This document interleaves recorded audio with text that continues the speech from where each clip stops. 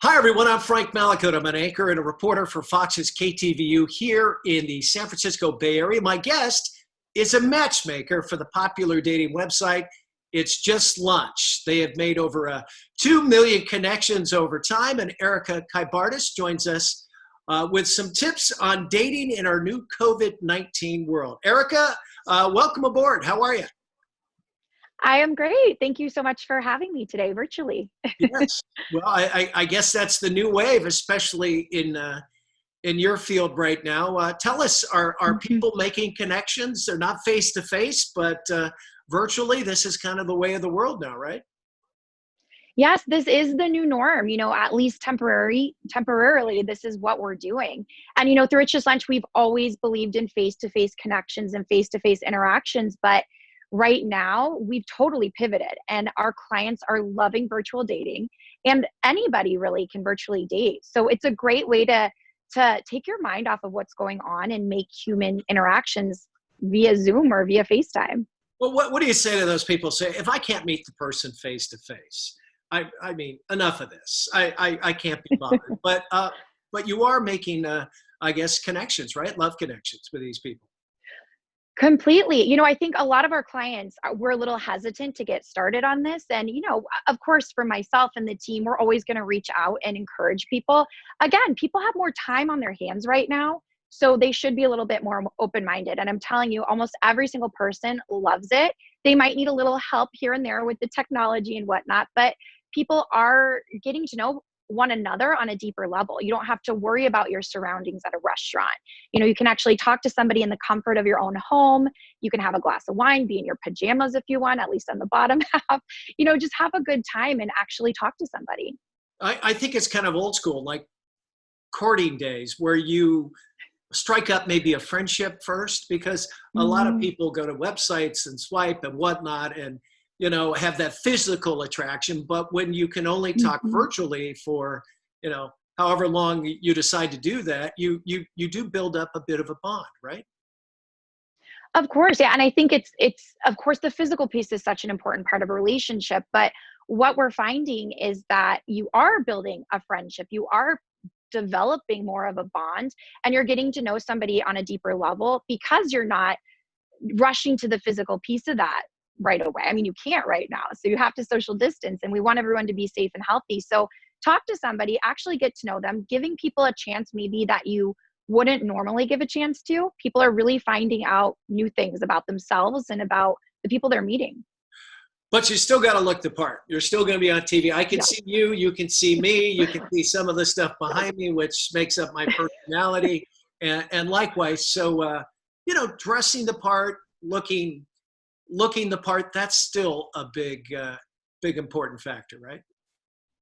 Of course, it's still a first impression. You need to make sure you're dressing as you would for a first date. One of my clients asked me, "Can I wear, athleisure wear on? Can I wear that on these dates? I'm at home. I don't really want to get dressed up." But you do want to make sure you're looking your best. Again, this is the first time this person's going to see you and interact with you, so still make sure you look good, make sure your surroundings are good. You don't want anything weird in the background going on. They're not only, yeah, they're not only judging you, but also your surroundings. People make snap judgments like that. So make sure everything is looking good before you get on the Zoom date. Yeah, if you got that big Def Leppard poster behind you or whatever, so you should kind of clean up your surroundings and make sure it's lit properly. And if you got a friend that's knows technology, so you're not, oh, hi, Erica, sorry, where you're all nervous and trying to get stuff right. There's a little bit of setup before you Zoom together, right? Yeah, you have to get a setup. If you don't have a matchmaker to help you, we help all of our clients beforehand with that. But if you don't have a matchmaker, have your friend, have your family member help you out. They're going to be honest with you and tell you. I mean, a messy home is probably not going to lead to a second date. I can tell you that. Right. So make sure to clean up. And they'll let you know, this is a bad angle or this is bad lighting. A lot of people aren't great at the technology part of this. This is new for a lot of people. So make sure you're reaching out and asking for help. So do you folks actually go to their home and help them set up and get the lighting and stuff? Or is it just you do it virtually? How does that work? Yeah. Well, we have to do it virtually, of course. We help them via virtual, yes, or talking to them on the phone. When we meet our clients, we're doing it virtually right now.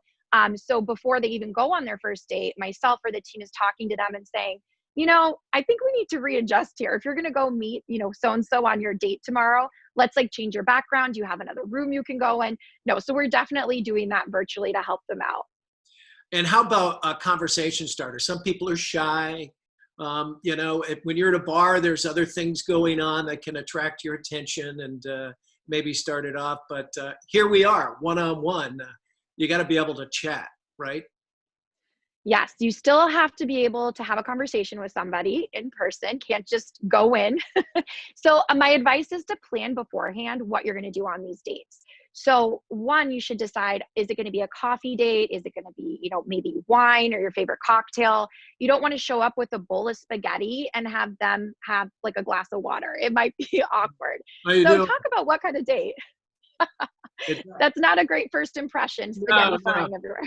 I would think not. How long? How long should you chat? Just as long as it's comfortable, or should you just give them a little bit of, I don't know, a sneak peek of who you are, so you kind of save something for the next chat? How does that work?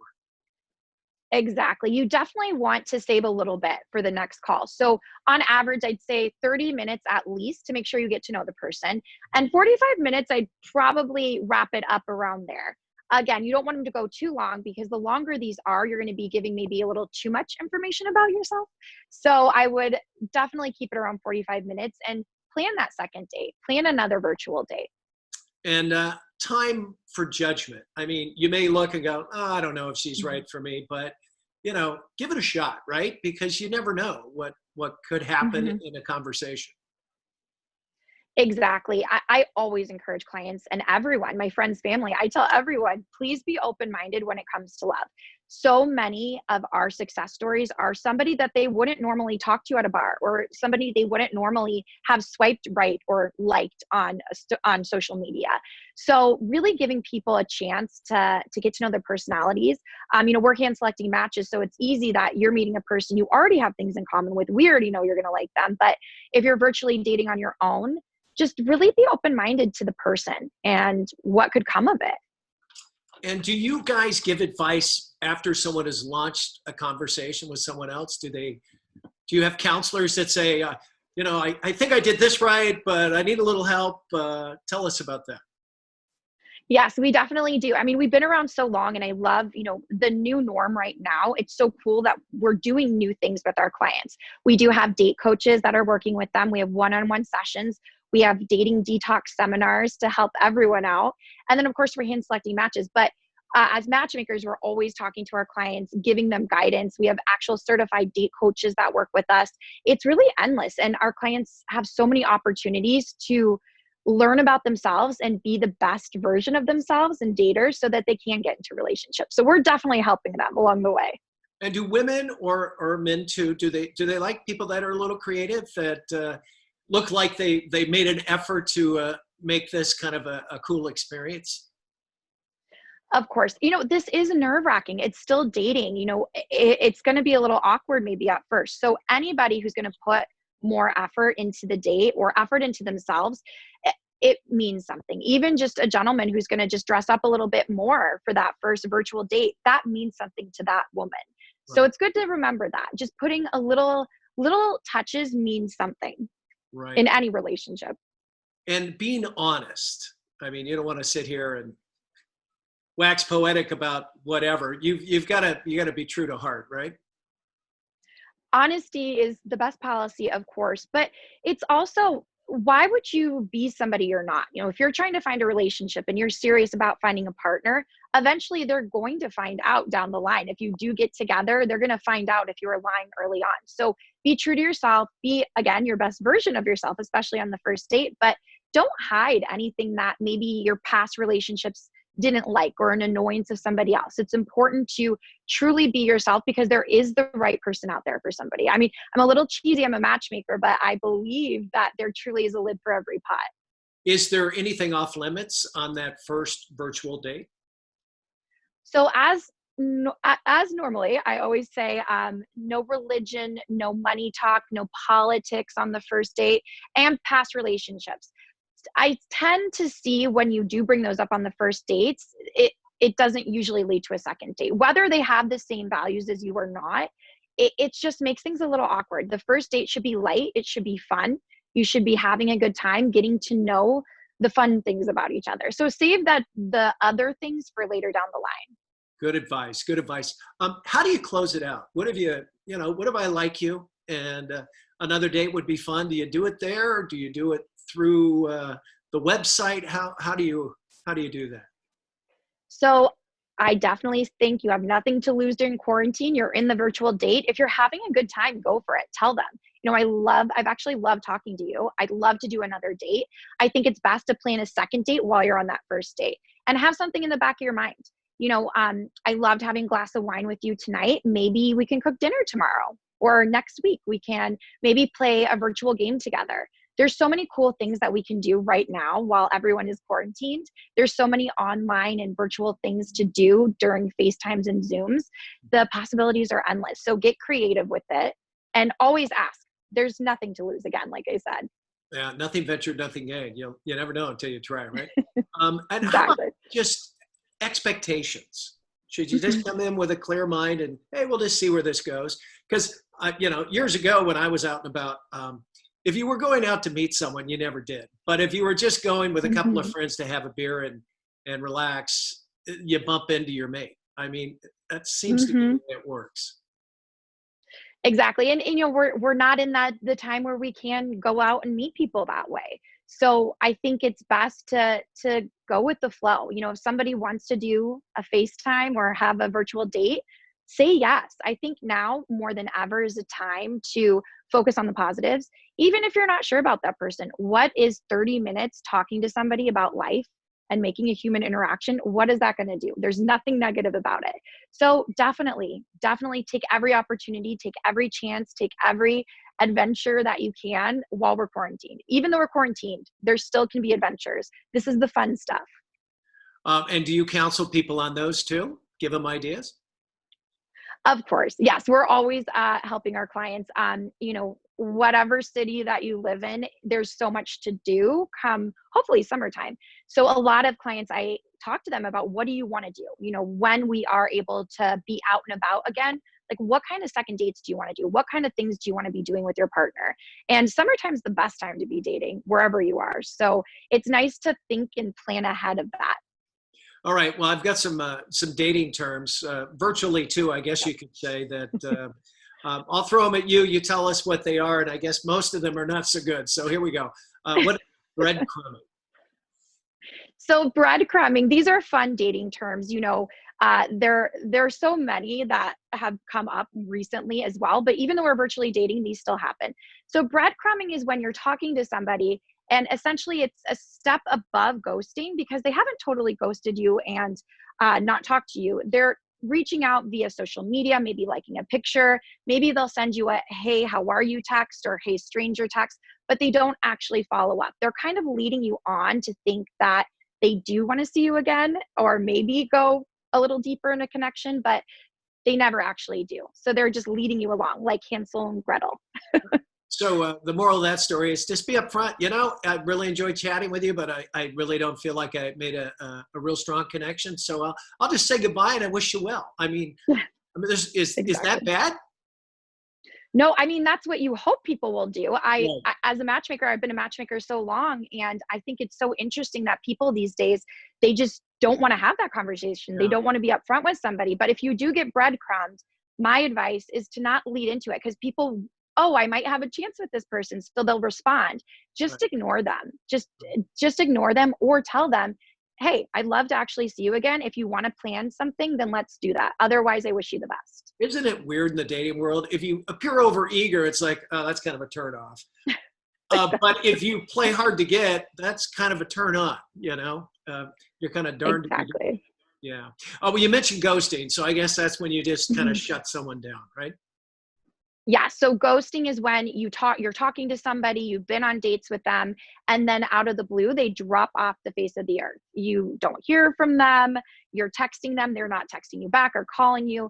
So they're ghosting you essentially. You don't know what happened to them. And that's honestly the worst term. And I hate to hear that from anybody, but unfortunately, it's Yeah. happened to a lot of people. Yeah. It's very common. How about mooning? That brings up all kinds of connotations. Yes. So mooning is, gosh, it's 2020. We have so many technology terms. So mooning is the little moon. If you have an iPhone, it's when you do not disturb. So Okay. mooning means that they are basically not blocking, but they're turning your notifications off. So when you're texting somebody or calling them, it's not showing up on their phone. Why bother? I mean, come on. And Exactly. benching sounds self-explanatory, but maybe it's someone dating a few and kind of put someone on the back burner, something like that. Oh, I'm sorry. What was that one? I Benching. should. Oh, benching. Yes. So benching is, again, these are all really terrible terms to use, especially when people are serious about dating. But benching is when you have people that you're talking to. So you could be benched or you could be benching someone.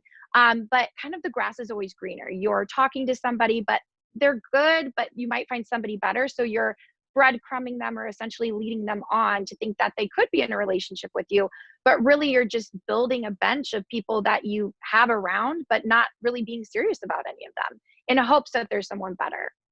All right. Well, I don't want to leave on a bummer note. So we'll, if there's someone out there that's watching this and they think, I'm a single guy or gal and I'd love to meet someone fun or just to have some interaction, Mhm.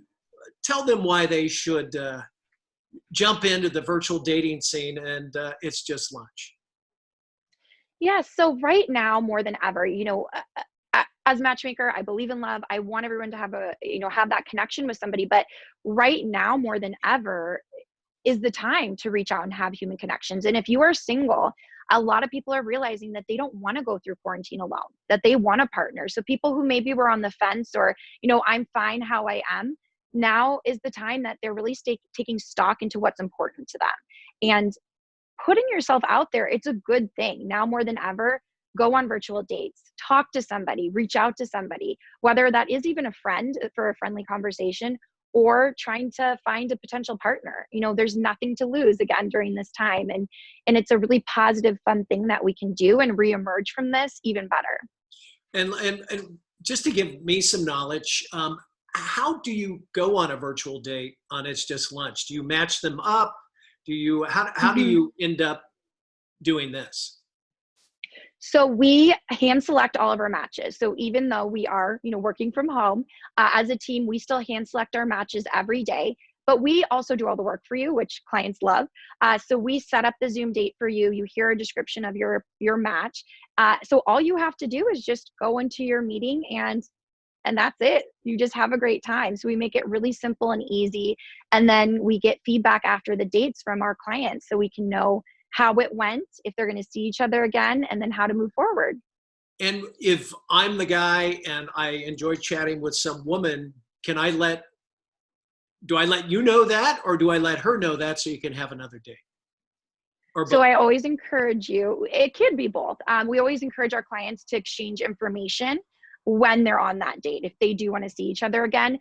But, in these times, some people don't know how to end a virtual date. So they might be calling us and saying, I had a really good time. I'd love to, do another virtual setup or get their information. So you can always go through your matchmaker too. Well, it all sounds good. I think a lot of folks out there are in isolation, so this is a great way to chat. And I think we've all discovered Zoom, Skype, and Yeah. everything. It's been great. Yes. Erica, I want to thank you very much for joining us. Well, thank you so much. Very nice. It's Just Lunch. That's Erica Cabardis. I'm Frank Malakote here in the Bay Area, and we'll send it back to you.